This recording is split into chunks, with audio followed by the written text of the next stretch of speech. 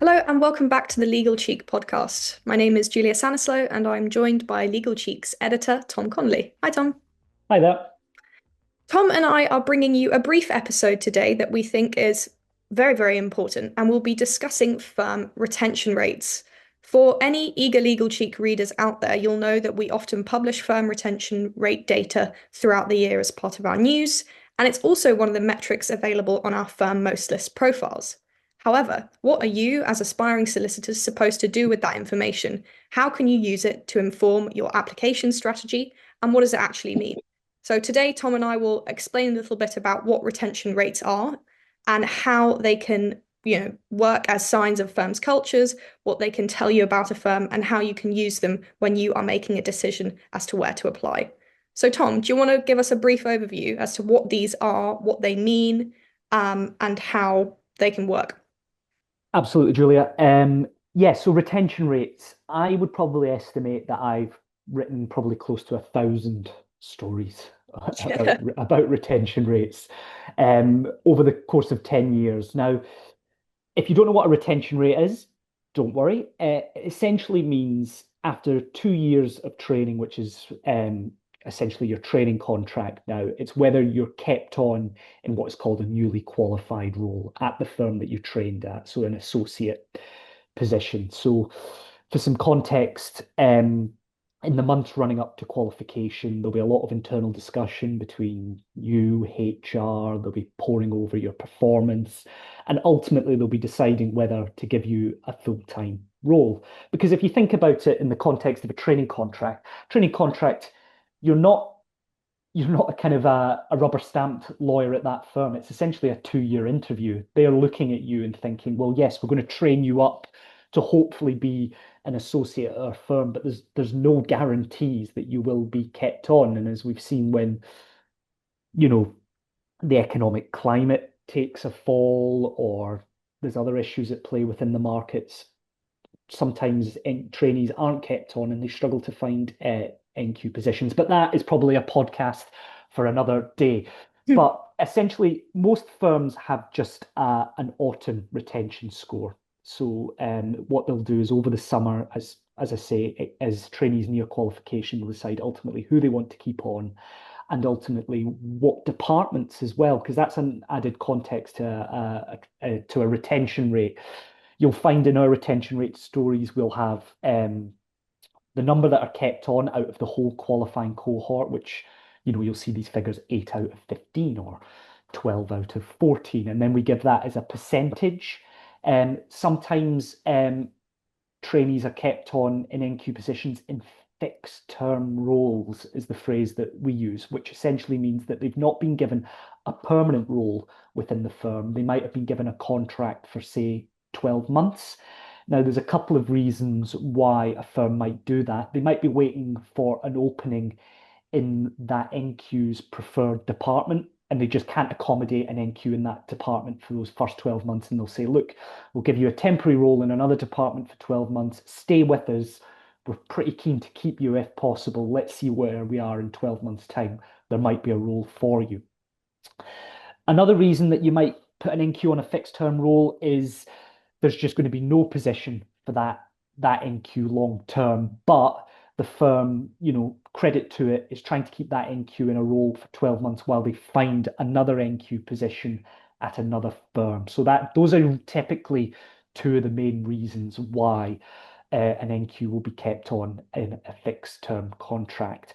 So you'll see often in our coverage, we'll give a percentage for the number of NQs that have been kept on in permanent roles, and we might adjust that percentage figure to take into account those on fixed term roles, because some firms, obviously I won't name who, but some firms might keep on a lot of trainees in fixed term roles to artificially inflate that retention rate, presenting it as a very strong rate of, like, say, for example, 20 NQs have stayed on out of 21. That looks fantastic. That's really strong retention rate. But if 15 of them have been retained on fixed term deals, that suggests something might not be quite right there at the firm. So it's always very careful to look at the figures and check if any are on fixed term roles. Now, firms have been quite transparent in saying which NQs have been kept on in fixed term roles.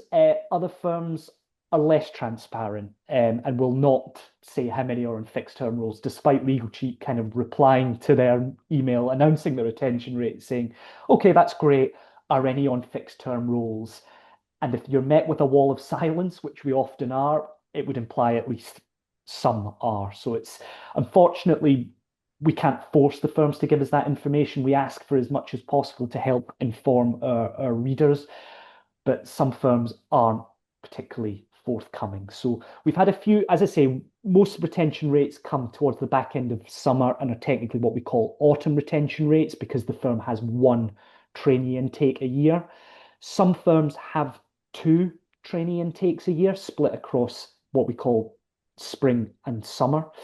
Um, they are fewer now. Most firms have kind of rolled their intakes into one now, but there are some firms with bigger intakes that do split them. So we've had a few spring retention rates this year. They include Baker McKenzie, which kept 17 out of 20 of its newly qualifying trainees. Clifford Chance kept 38 out of 50. So that gave them a spring score of 76%. And A&O Sherman, another big recruiter of trainee solicitors, they retained 32 out of 42, which is 76%. And I should also just kind of, before we move on to look at what retention rates could potentially tell us, is some trainees might just not want to stay at the firm. So it's not like the firm has not been able to retain them because of issues at that particular firm in terms of departments and stuff.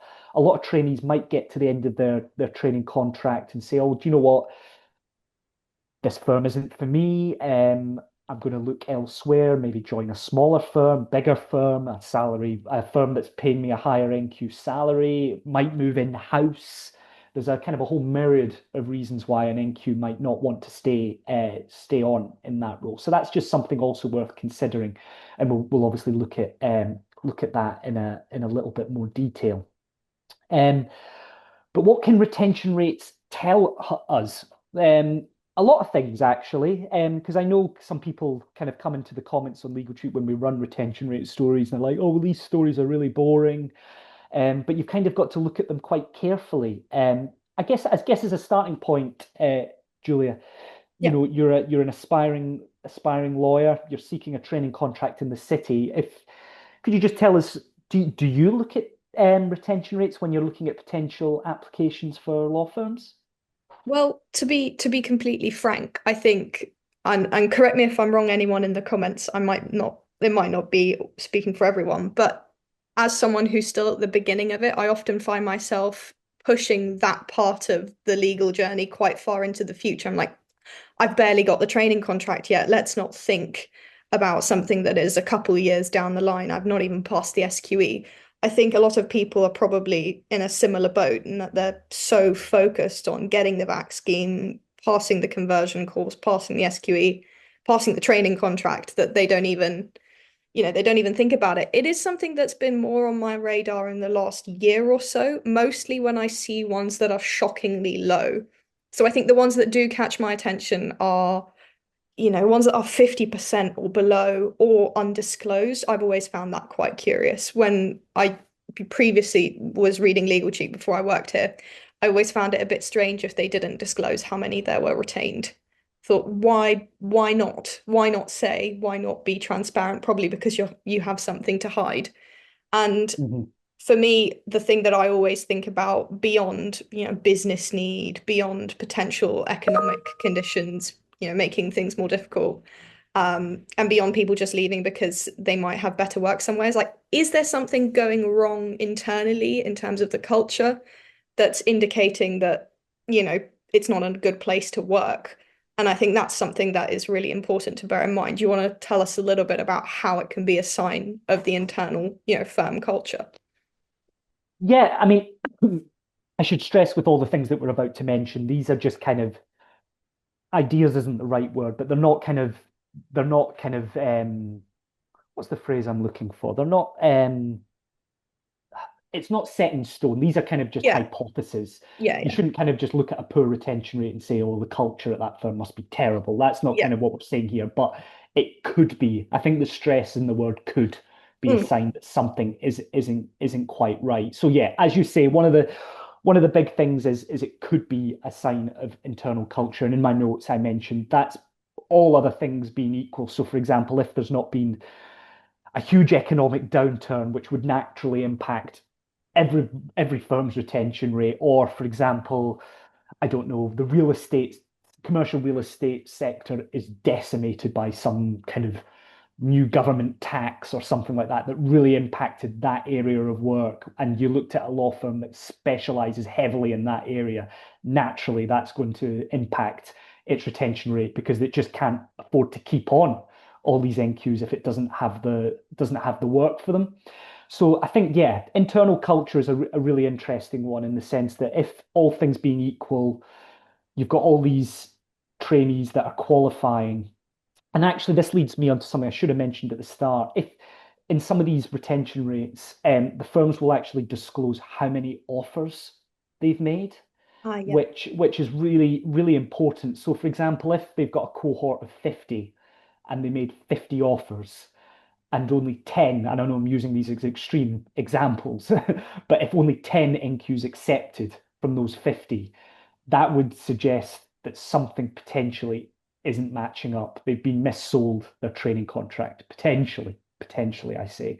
So that's really important. And again, another figure to keep a close eye on. Most firms that do disclose their retention rates do disclose their offer rates.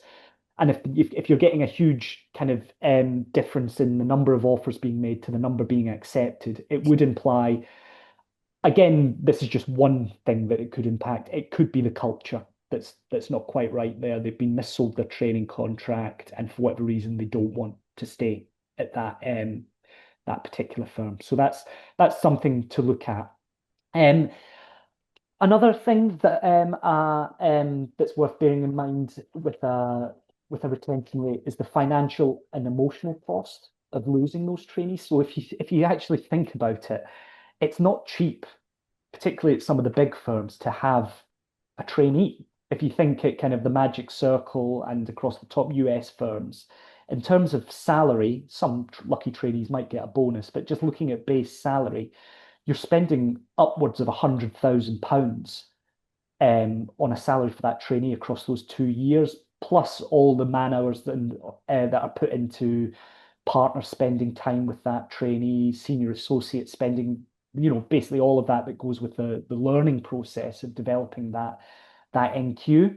And it can be very damaging for a firm to kind of lose a lot of NQs or a lot of trainees at NQ level, and it's happening across the city. A major trend that we saw, or that we were still seeing to a certain extent, is top city firms being losing their NQs to kind of US firms. US firms won't be retaining. US firms typically train a lot fewer trainees, and then offer quite substantially higher NQ salaries. So they're sort of luring away some of the top NQs from firms like the Magic Circle and Silver Circle. I think a lot of trainees are finding when they reach NQ, they're thinking, well, do you know what? Looking at Legal Cheats firms most list, the hours that I'll be working difference is relatively negligible between the US firms and the Magic Circle firm. So why shouldn't I get paid more? Just go to the place with the bigger salary. And obviously that's a consideration for some NQs. Others, they just want the culture of a US firm more, or maybe the US firm can accommodate their practice area preference, whatever it might be. But it is a big blow when a firm loses particularly a high number of NQs that it was wanting and could have kept. That's the difference. If it can't have kept that NQ, yes, it's a blow, but it's probably not as damaging a blow as actually losing a good NQ that you wanted to keep and could have kept. Mm. So that'll probably be, and that can have a knock-on effect in terms of the number of training contracts a firm might potentially look to offer the following year if it was unable to keep, um, and again, I'm using extreme examples, but if it was unable to keep half of its NQs that particular year, it's certainly food for thought when it comes to looking at training contract offerings further down the line. I know most firms are recruiting a couple of years in advance, so they're planning well and well in advance. So it could impact the number of trainees that firm's looking to recruit in the future as well if they've got consistently low retention rates, and they just don't have NQ positions to fill to put trainees into. So um, that's something to consider. And also for the trainees, leaving at qualification can mean restarting a career search. If it's a forced move and you've just not got an NQ position there, it can be a vulnerable moment for an NQ. You can see you've only just kind of got to go through some of the Reddit boards where you can find, particularly in challenging economic times, everything seems to be relatively okay, touch wood at the moment. But during kind of going back well before you were looking at law, Julia, but kind of the first financial crash, there was a lot of trainees that just didn't have NQ positions, and it was a bit of a bloodbath. A lot of trainees were just looking to qualify into anything. Um, a lot of insolvency stuff as a result of the economic crash. So they were really struggling. And yeah, so they just tried to get into anywhere. And a lot of NQs just didn't have positions and sort of had to tread water in other roles for kind of 12 months or so till they got their foot back on the ladder at an NQ. So it can be a very stressful moment. So it's worth considering, dare I say it, the human side behind some of these retention rate stories, particularly trainees that have applied for roles and not been kept on. That can be a really, really stressful moment. And then yeah, fortunately I've never been in the position myself, but I do feel sorry for the trainees, the trainees that have found themselves in that position. And that sort of lends itself back to the training contract being it's a 2-year job interview. To think you're going to come to the end of it and be guaranteed an NQ position is a foolish mindset. And that's why, there can be some internal conflict's probably a bit of a strong word, but it can be testing times for kind of trainee relationships in that run up to that qualification period, because you might be someone that you've spent the best part of 2 years with and become potentially very good friends with. You could find yourself vying for those NQ positions, and there might only be one up for grabs, and there's two of you. So it can be a very, very challenging period in that run up to the retention period. So it's yeah, difficult times. So that's another thing to be kind of really considerate of. Um, Yeah, I so thought sorry, Julia. yeah, and what does it mean actually if the retention rates are good, on the flip side, if we want to be a little Mm, more positive? yeah, really, really good point. Yeah, I have been a bit doom and gloom up until this point. So it's yeah, it's a good question. Yeah, some firms regularly chalk up 100% retention rates, which is absolutely fantastic. Typically, we see them being on the slightly smaller side in terms of a cohort. It's probably very rare that you would see a Magic Circle firm that would recruit, you know, 50 trainees twice a year, so 100 in total, having 100% across the board. That's just not how it works. You can't factor in every kind of development and retain everybody. Everybody's got their unique perspective, and some might just want to leave law altogether, and you can't kind of you can't keep them against their will. So, but yeah, a lot of firms chalk up perfect retention rates, a lot back to back, consistently 100%, which is absolutely fantastic and suggests that that firm is doing something very right. They've got their recruitment spot on. The culture must be pretty good if NQs want to stay on, salary, perks, everything rolled into one. It just must be getting things really good, which is fantastic. And yeah, I've regularly reported on those 100% retention figures. So yeah, good point. Things must be just going really well for that firm, which is a good indicator. And if you're applying for a firm like that, barring any, like I say, any major external development that hits that particular firm badly, you could probably almost guarantee that hopefully you'll be in the same position come NQ and you've got a job as an associate. And it also kind of feeds into the idea that that firm has a good ladder Yeah. in it Yeah. internally. So it's you're looking at a retention rate, you're going into an NQ position, but there's a feed up the chain. So you'll be looking to become, a senior associate, hopefully one day a partner as well. So it suggests that things are going right at that particular firm. But not all retention figures tell the same story. And I know we've alluded to this already, but maybe Julie, you could just give us a very, very brief overview of why that is. Yeah, absolutely. So if you see a little retention rate in Legal Cheek on our news page, you'll see the practice areas more often than not that people have qualified into. But as we say all the time, law firms are businesses and therefore they have business needs. And it's worth bearing in mind that as you qualify, they may allocate you as an NQ to where that business need lies.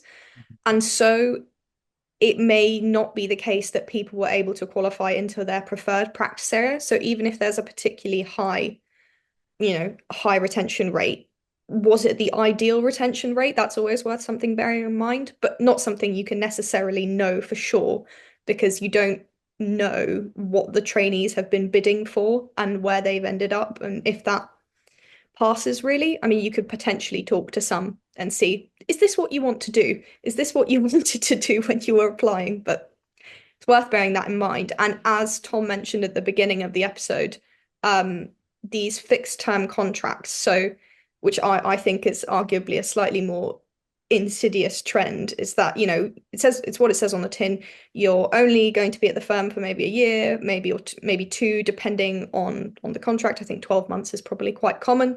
Either because the firm doesn't have a space for you, maybe they just don't have the need for the kind of seat that you want to qualify into beyond those 12 months, but they still need you for that period. And it's almost like not like a gesture of pity, but it gives you some time to find your feet after the fact. Or I wasn't quite sure, whether it could also be linked to low performance. And maybe they thought you're good enough to keep on for a bit because we need warm bodies, but beyond that, you're not what we want. So goodbye. Um, Firms are rather cagey with this information. Sometimes they'll disclose it. I know Hogan Lovells did when I was looking back over our stories, but some firms are just not particularly transparent with this sort of information and will provide what is the bare minimum, i.e., we retained this many, and then nothing more. But Tom, what do you think? Like, why do you think people are given fixed term contracts beyond what you've already mentioned? Yeah, fixed term contracts, like you say, um, I think if there's two obviously things that I've previously mentioned, but they bear worth repeating. The first is that they want to keep that particular trainee because they're very, very good. They know that they want to put that trainee into a particular department because they've expressed a strong case for it, say litigation for argument's sake, and they don't want to lose that trainee to a rival. Yeah, So they're saying, look, give us 12 months. Granted, um, you're not going to be in the department or doing exactly the work that you want to do, but the end aim is after those 12 months is that you are, and we will move you across. Usually those scenarios play out where the market might not be as buoyant for that particular NQ, so they don't really have much of the power. If yeah, the market is really thriving and firms are falling over themselves to try and recruit NQs into litigation, that 12-month contract might not be that appealing to that NQ. They'd be like, well, no, I really just want to kickstart on with my career. I don't want to really tread water for 12 months. yeah, Thanks, but no thanks. I'm off to a competitor. The flip side of that is that if the market is not very buoyant and quite difficult, and there's not many law firms recruiting into litigation as the example, um, then that NQ might snap your hand off for that 12-month contract because they'll be like, well, at least I'm guaranteed a really good salary for 12 months and I've sort of got the verbal. I hate to use the word promise because I'm sure firms don't always end up keeping the trainees after the NQs in this case for 12 after the 12-month contract. But there's light potentially at the end of the tunnel, and they will get into the litigation team. And they like the culture at that firm. They might like their colleagues. There could be a whole host of, they could live close to the office. I'm taking your kind of out of London as an example. There might only be three or four firms within the kind of commuting distance of that particular NQ, so they might kind of feel a bit more restricted in that sense. So yeah, there's a whole host of reasons there but those are the two those are the two big ones that jump out to me. This was meant to be a short podcast, but I'm conscious we're already in. But the very couple of final points I want to make on this is context, as we've touched upon, does really matter. So if you're looking at the firms that you're considering applying to, and you're thinking, well, here's a magic circle firm that recruits 80 trainees a year and it's got a 75% retention rate, or you've got this US firm here that recruits 4 trainees a year, but it's got a 100% retention rate. You can't make like for like comparisons like that just because it's imperfect data in that sense. So really you need to be careful the comparisons you're making when applying and thinking, well, I'm going to go to apply to the US firm because they've got 100% retention rate, because that just obviously losing one trainee from a cohort of 4 has massively sways a retention rate. And also on the flip side, if a Magic Circle firm manages to keep 48 of its 53 NQs, that's a pretty solid result for that Magic Circle firm. Also, there's just a whole other different factors at play. You know, what areas does that firm particularly specialize in? It, like I used the analogy earlier about the real estate sector taking a hit. There's a well-known city firm that had really, really poor retention rates back to back for a couple of years. And then when you dived into the kind of the core practice area of that city firm, it was commercial real estate, and the market had just really, really slowed down due to a number of reasons, but mainly rising interest rates. So it found a lot of its bread and butter work had temporarily dried up. So they just had all these NQs that they were hoping to kind of put into specializing in real estate, and they just didn't have the work to accommodate them. So they had some really bad retention rates. So again, it's just looking at the kind of the wider kind of market as well in that in the context of that retention rate. So that's also so really important. Also, other factors. I'm not kind of disclosing any secrets here, but obviously A&O Sherman a couple of years ago, um, really, really huge firm now, but obviously it merged as a Magic Circle firm. Allen and Overy merged with Sherman and Sterling, and while Sherman and Sterling had a much smaller trainee cohort, I think it was around 12, but I'm sure someone will correct me in the comments if that was wrong. But you've got 2 trainee cohorts coming together. And you've got all of the future trainees that have already been given offers and signed and ready to start their training contracts as well. So when you've got an influx in the number of trainees that firm has, naturally it's going to impact the retention rate come NQ time, because they just can't physically retain all of those trainees into their departments, because there'll be inevitably be overlap. And there'll also be trainees that signed up for life at a small US firm and applying to Sherman and Sterling, and now they are part of a huge global firm, and for whatever reason that wasn't the culture that they signed up for. So naturally off the back of that, they got uncharacteristically low retention scores while things stabilized. Fortunately, things are now back on an even keel, and they're getting relatively strong retention scores now that the kind of pipeline of trainees is balanced out. But again, it's just looking at the context of that. And when you kind of look at past articles that Legal Cheap's written, and you see A&O Sherman with weirdly low retention scores, it's like, well, why was that? And if you actually read the articles, we do explain it. It's because they were kind of bringing 2 trainee cohorts together, and naturally that's going to impact the flow of things. And finally, the very final point, we do cover these retention rate stories quite regularly.